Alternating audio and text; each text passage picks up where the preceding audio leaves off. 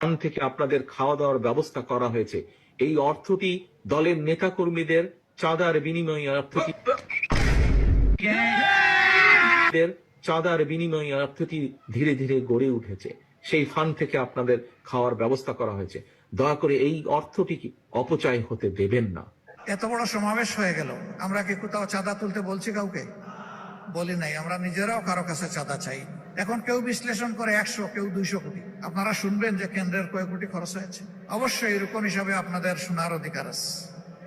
এরকম একটা সমাবেশ হলে 200 কোটি টাকা তো হিসাব করতে হবে। এখানে যদি আমরা ওই সমাবেশে বসতাম, বলতাম যে বিভিন্ন জায়গায় বাক্স রাখা আছে, যে যা পারেন দিয়ে যান, আমার ধারণা বাক্সগুলা সংকুলান হতো না। বড় বড় ব্যবসায়ীরা আমাদের কাছে টাকার বস্তা নিয়ে এসেছে 5 তারিখের পরে, যারা এতদিন কেউ আমাদের নাম সহ্য করতে পারতো না, কেউ ওপেন প্লেসে গালিগালাজ করেছে, কেউ স্বৈরাচারকে সরাসরি সহযোগিতা করেছে, তারাও কেউ কেউ এসেছে বিভিন্ন